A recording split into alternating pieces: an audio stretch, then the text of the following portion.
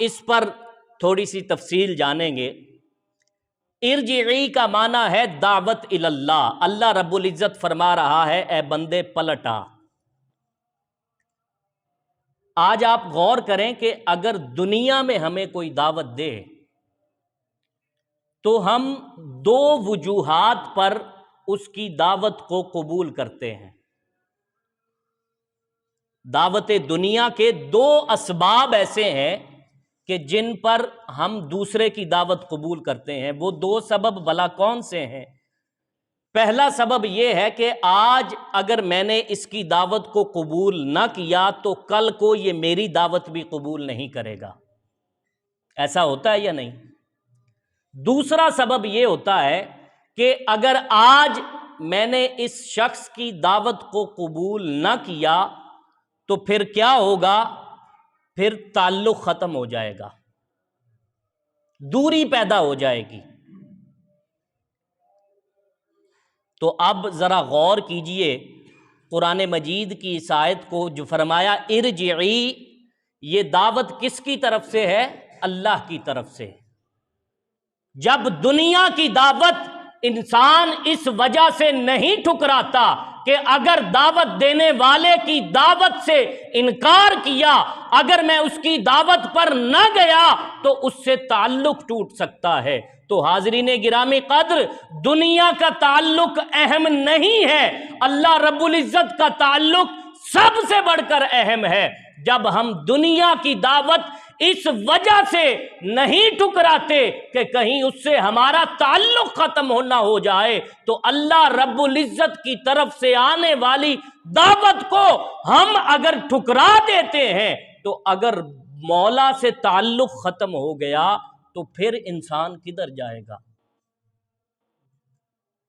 اس لیے اللہ رب العزت کی یہ جو دعوت ہے اس کو قبول کرنا انسان پر ضروری ہے۔ پھر انسان کے ذہن میں سوال پیدا ہوا، انسان نے کہا کہ مالک تیری دعوت بڑی عظیم ہے، میں ساری دعوتیں چھوڑ کر تیری طرف آنا چاہتا ہوں، تیری دعوت کی طرف آنا چاہتا ہوں۔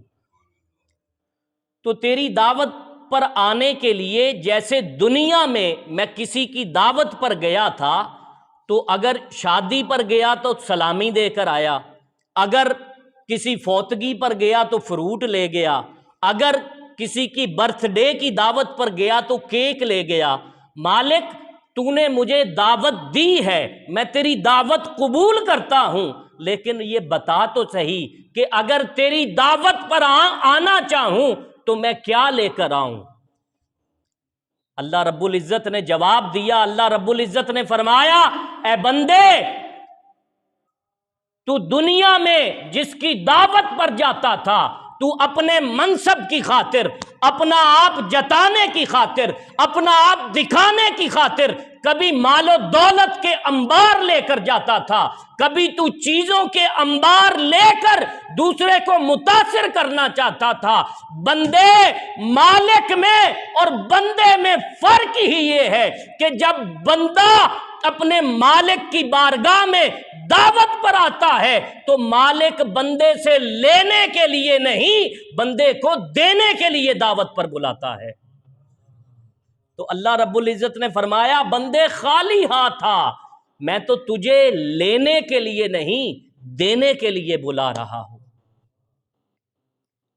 بندے کے دل میں پھر سوال پیدا ہوا اور کہا مالک نہیں، تیری بارگاہ بڑی عظیم ہے، میں یہ چاہتا ہوں کہ تیری بارگاہ میں آتے ہوئے تیری دعوت پر لبیک کہہ کر ساری دعوتوں کو ٹھکرا کر تیری بارگاہ میں آ رہا ہوں، کوئی تو ایسی چیز ہو جو میں تیری بارگاہ میں لا سکوں۔ تو اللہ رب العزت نے جواب دیا ہاں بندے، اگر میری دعوت پر آنا چاہتا ہے اور مجھے واقعہ ہی کچھ دینا چاہتا ہے تو دو چیزوں کی پابندی لے کر آ، ایک حقوق اللہ کی پابندی لے کر آ اور ایک حقوق العباد کی پابندی لے کر آ، کیونکہ حقوق اللہ معاف ہو سکتے ہیں، حقوق العباد معاف نہیں ہو سکتے۔ اگر میں نے کسی بندے کے ساتھ زیادتی کی ہے، اگر اللہ مجھے معاف کر بھی دے، وہ بندہ معاف نہ کرے، تو اللہ رب العزت کبھی اس بندے کو معاف نہیں کرے گا۔ اللہ رب العزت نے فرمایا بندے اگر تو آنا چاہتا ہے تو پھر دو چیزوں کی پابندی لے کر آ، حقوق العباد اور حقوق اللہ کی پابندی لے کر آ۔